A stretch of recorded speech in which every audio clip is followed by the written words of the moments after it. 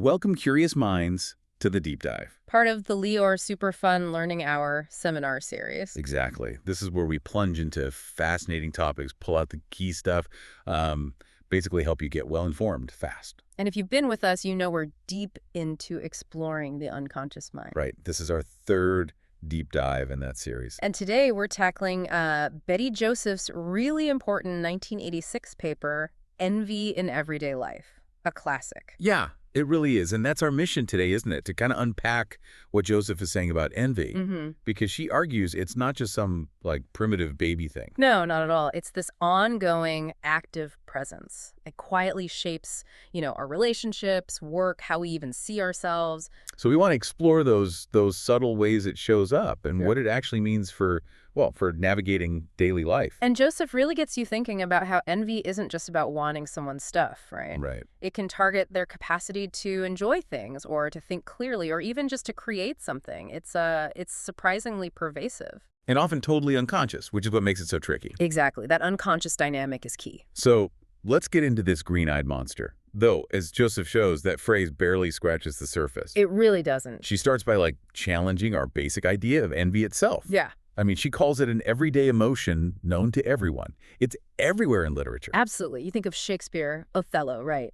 Iago warns, "Oh, beware, my lord, of jealousy. It is the green-eyed monster which doth mock the meat it feeds on." Which is interesting because he says jealousy there. He does, and Joseph notes it's actually quite close to a core part of envy. But it also points to a big shift in psychoanalytic thinking. How so? Well, before the 1950s, psychoanalysis, Freud mainly, focused heavily on penis envy. Right, the idea of women resenting not having male attributes. Exactly. But then Melanie Klein came along in 1957 with her book, Envy and Gratitude. And that really opened things up. That's when the real significance and, frankly, the ubiquity of envy in just human experience started to be properly understood, not just one specific type. And one of the things I found super helpful in Joseph's paper was how clearly she draws a line between envy and jealousy. We tend to mush them together, don't we? You really do. But she says it's a vital difference. Think about jealousy. Okay. That involves three people. You're jealous because someone you love or feel attached to shows interest in someone else, a third party. Right, the classic love triangle sort of situation. Exactly. It's rooted in love, or at least affection. And Joseph points out it's often seen as, tolerable and forgivable. Sometimes even an extenuating circumstance, if things get really bad, like in crimes of passion, there's a perceived reason, a logic to it, even if it's destructive. Yeah, you hear, oh, they were just jealous, and it almost sounds like, well, maybe not an excuse, but an explanation people can grasp. Right, but envy, that's different. It's primarily about two people. Just you and the other person. Well, yes. And it's about what that other person has, their abilities, achievements, maybe just their qualities as a person. Okay. And the crucial thing, Joseph stresses, is that envy fundamentally involves a spoiling quality, a kind of hostility, even if you're not aware of it. A spoiling quality. What does that mean exactly? It means wanting to damage or diminish what the other person has. She even quotes a patient who said envy felt meaningless, like pointless destruction. Wow. The dictionary definition captures it too.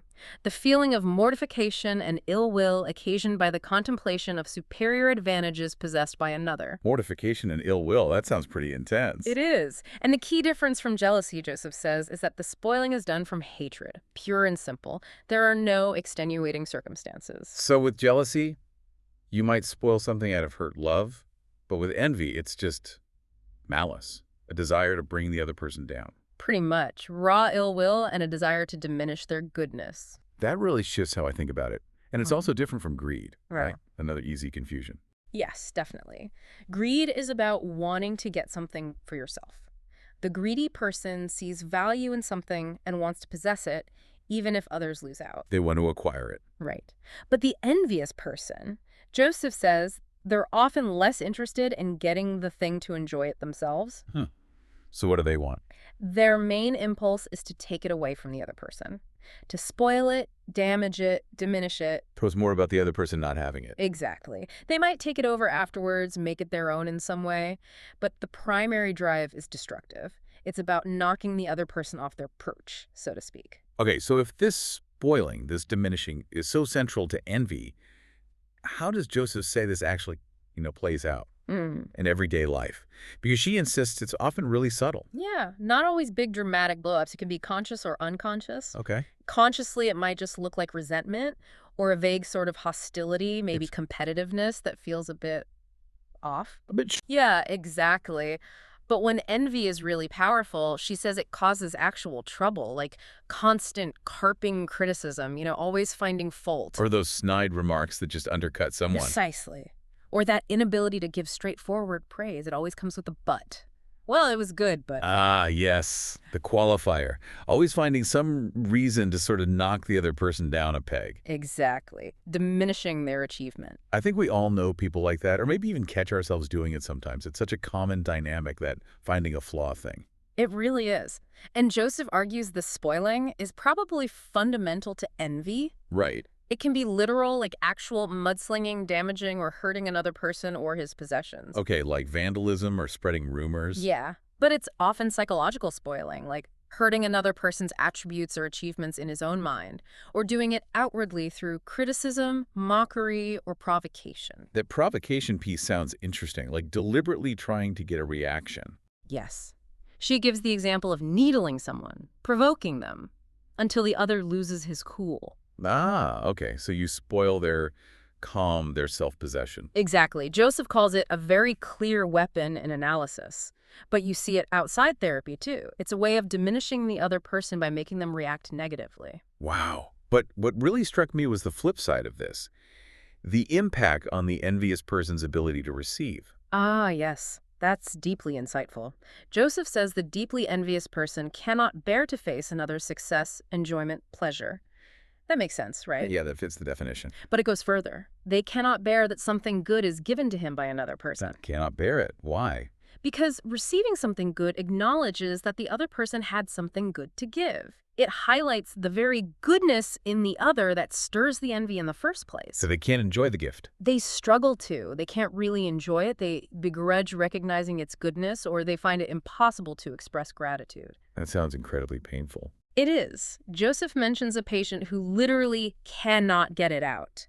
The words of gratitude stick in his throat. So it's not just about wanting to spoil other people's good things. It's about being unable to take in good things for yourself because of the source. Precisely. It creates this massive internal block, and it manifests in all sorts of ways. Like what? Like an inability to take in information or help, actually to understand it. Seriously, so it affects learning. It can, yeah. Think of kids who cannot learn at school because they just reject help, or adults who struggle to really read and use books, scientific papers. They can't absorb the ideas properly. Because taking in the idea means acknowledging the author or the teacher had something valuable. Exactly. Or people rejecting professional help or advice. It's a fundamental resistance to receiving, fueled by envy of the giver's capacity. That explains so much, even just in conversations. Joseph talks about that, right? She does. She says an envious person can hardly bear to listen to what another person has to tell. What do they do instead? They might interrupt, stop the conversation, take it over, or just somehow paralyze it. Dead silence. It's like they can't stand the thought of something interesting or valuable coming from someone else. They have to shut it down. Yeah, the deadening of conversations, she calls it. It neutralizes the threat, you could say, of the other person's insider vitality. It's truly amazing how pervasive this can be, and often so subtle. So, shifting gears slightly, how did Joseph see this play out in the therapy room, in the psychoanalytic setting? Well, that's where it gets really interesting, because the relationship with the analyst becomes a kind of microcosm. How so? Joseph says patients often exhibit envy very subtly. They might resist help, constantly devalue insight the analyst offers. Like saying, oh, that's obvious, or yeah, that doesn't really help. exactly. Or they might unconsciously attack the link between themselves and the analyst, trying to spoil the very connection that's meant to be helpful. Wow. Can you give an example? I know Joseph uses case studies really effectively. She does. There's a really striking one about a man. He'd been quite cold, detached, and unfeeling, had considerable sexual difficulties, but he'd actually made a lot of progress in analysis. Okay. He got married, his wife was hoping to get pregnant, things seemed to be looking up. Good. But then he has this dream. In the dream, his wife loses her femininity, goes boyish and silly, and a friend, Barbara, who clearly represents the analyst in the dream, Okay. Barbara becomes small, angular, peaked, and dull. Oh, So even though consciously things were better, the dream shows something else entirely. Precisely. Joseph interprets it as the patient's destructive envy surfacing. He's diminishing the valued qualities of his wife, her potential femininity, her capacity to conceive, her alertness. And the analyst, too, making her dull. Right. Diminishing her capacity to be alert and alive, or as Joseph wonderfully puts it, analytically pregnant with ideas. So he's spoiling their creativity, their generativity in his mind. Exactly. And here's the chilling part. Connecting back to that meaninglessness of spoiling, he doesn't gain anything from this diminishing in the dream. He doesn't become more fertile or more insightful himself. Right. His envy is satisfied purely by the act of spoiling what the other person has.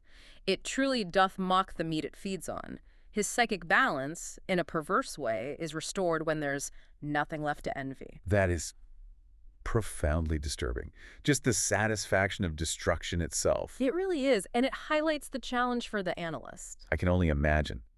Joseph says the analyst's job includes recognizing and tolerating these manifestations without retaliating or withdrawing. That takes immense skill and emotional resilience. To sit with that kind of unconscious attack, that's spoiling, and not react defensively. To understand it's part of the patient's inner world playing out. Right. And that consistent, non-retaliatory presence is what eventually allows the patient, hopefully, to gain some insight into their own envy. Okay, so dealing with envy directly sounds awful, which probably explains why Joseph says people develop ways to avoid feeling it. Defenses, right. Exactly, because it's uncomfortable to be constantly or frequently aware of envy, so we try unconsciously to protect ourselves with various maneuvers against it. Makes sense, but like all defenses. Like all defenses can also cause further trouble.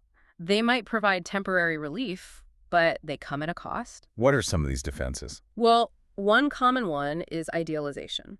Idealizing the person you envy? How does that help? You make the envied person so beautiful or having such striking capacities that they become untouchable. No comparison is possible. Ah, okay. So if they're practically godlike, you can't possibly compare yourself, so the envy doesn't bite. Precisely. In analysis, patients might keep the analyst as so good, just loved and valued, keeping everything positive, no criticism allowed in. It keeps the analyst on a pedestal, safely out of envy's range. Clever in a way. What else? Another one is kind of the opposite, devaluation of self. Putting yourself down. Yeah, the person makes up that they has nothing to give, that he is so poor and so limited, they increase the gap from the other side. So it's like, how could I, lowly me, possibly envy someone so great? Exactly. Joseph says this can get very close to a kind of masochism. Self-abasement as a shield against envy. That sounds really painful, making yourself small to avoid the feeling. It is. Then there's taking over ideas. Joseph links this with greed, but it's a defense against envy too. How does that work? The patient might seem really cooperative, like they're understanding everything the analyst says, but really they just swallow up and take over the analyst's ideas without truly digesting them or seeing the nuance. So it looks like progress, but it's superficial. Right. They quickly make the analyst seem almost redundant in their mind. They've got the idea now, they don't need the analyst anymore. And this defends against envy because... Because it bypasses the uncomfortable feeling of being given something good by the analyst. If you just grab the idea and make it yours instantly, you avoid acknowledging the analyst had something valuable to give you in the first place. Ah, okay. It avoids that feeling of receiving, which we talked about earlier. And Joseph links this to learning difficulties too, right? She does. That inability to truly take something in from another source. Another defense is provoking envy in others. Turning the tables. Kind of. Individuals try, usually unconsciously, to stir it up in other people, subtly or not so subtly. They flaunt their own particular qualities or capacities. Why would someone do that? It can be a way of managing their own envy. If everyone else is envious of me, maybe I don't have to feel envious of them. It shifts the focus. Joseph had that case example, didn't she? The young woman scientist. Yes, exactly. Attractive, lively, and very intelligent. Consciously, she kept the analyst quite idealized. But unconscious? Unconsciously, she saw the analyst as this envious old spinster, and she'd constantly talk about her own amazing social life, her relationships, focusing on herself being the center of everything. To make the analyst feel envious. And her friends, too. It was an unconscious attempt to provoke envy, to make herself the object of admiration and, well, envy. But then she'd feel uncomfortably surrounded by envious friends and an envious and begrudging old analyst. So the defense backfires, creating the very thing she's trying to manage. A vicious circle. Exactly. Then there's simply stifling or killing off feelings. It's just shutting down. Yeah, like that first case example, the man with the dream. He would just dry up his feelings and not feel them. It looks like coldness or detachment. But underneath, All kinds of emotion and certainly envy were kept at bay. It's a drastic measure, numbing yourself out. very costly. And the last one? Restricting contacts or life itself. Basically, avoiding situations or people that might stimulate rivalry and envy. Like avoiding parties if you feel socially awkward and envious of confident people. Or it could be much bigger. Joseph mentions a successful man who managed to live such a closed-in life. Avoided travel, social events, only invited people he saw as lame ducks who wouldn't challenge him. All to avoid feeling inferior or envious or feel in need of help. Exactly. He built a fortress against those feelings. But eventually, Joseph says, the restrictions weren't enough. He broke down and ended up in analysis. It shows how these defenses, while maybe working for a while, can ultimately really limit a person's life and well-being. Absolutely. And unmitigated envy, Joseph argues, really does take a toll on the whole character. How so? It leads to deep insecurity, maybe paranoia, suspicion, and just so little real enjoyment in life. Always comparing, always feeling shortchanged or hostile. That sounds exhausting. It is, and it creates that vicious circle again. The insecurity fuels hatred. The hatred increases the envy, which makes you more insecure. Round and round it goes. And Joseph also mentioned it makes developmental stages harder, like aging. Yes, particularly aging, because aging requires accepting limitations, letting go, and allowing the younger generations to have things that the aging generation cannot have. Like energy or opportunities. Right. If you're dominated by envy, it's incredibly hard to make way gracefully, or even to identify with and enjoy the successes of the next generation. Which is sad because that could be a source of joy, too. It should be. But Joseph is also clear. Envy is ubiquitous. It's part of the human condition. We all have to deal with it. It's not about somehow becoming envy-free. No, that's probably impossible and maybe not even desirable. It's about how we manage it, how we integrate it. So what's the hope then? What's the goal, according to Joseph? Especially in therapy. The hope lies in our other capacities. Joseph suggests we hope that the individual has sufficient available affection and love and capacity to feel warmth and gratitude, to be able to counterbalance his rivalry and his envy. So tapping into the positive feelings. Exactly. The aim in analysis isn't to surgically remove the envy, but to bring about insight into the real depths of the envy, and crucially, to rediscover and release the split-off or stifled love and gratitude. So the love and gratitude might be there, but buried under the envy or the defenses against it. Precisely. The goal is to help the patient integrate them, to bring the envy and the love-gratitude into relationship with each other rather than keeping them totally separate. And that integration brings relief. Joseph believes so. It leads to considerable relief and help to loosen the awful grip of the envious feelings and lead to a more benign circle, where maybe gratitude can soften envy or understanding can temper the spoiling impulse. Moving from a vicious circle to a more benign one. That makes sense. It's about allowing the healthier parts of the personality to mitigate the impact of the more destructive parts. And her work just really powerfully shows how these deep unconscious dynamics shape not just therapy sessions, but our everyday lives, our ordinary interaction. It really does. And that feels like a really potent place to pause and reflect. Today, we've taken a real deep dive into Betty Joseph's incredibly insightful work on envy, seeing it not just as a simple emotion, but as this powerful, often hidden unconscious force. Shaping our relationships, our work, even our basic capacity to give and receive. So, as you go about your week, maybe keep this in mind. Think about those dynamics of giving and receiving you encounter. What stands out to you now? Thinking about the subtle ways envy might be operating. Not just in other people, of course, but perhaps, sometimes even in yourself. We all have it, as Joseph says. And how might just recognizing it, just noticing it, shift your perspective a little.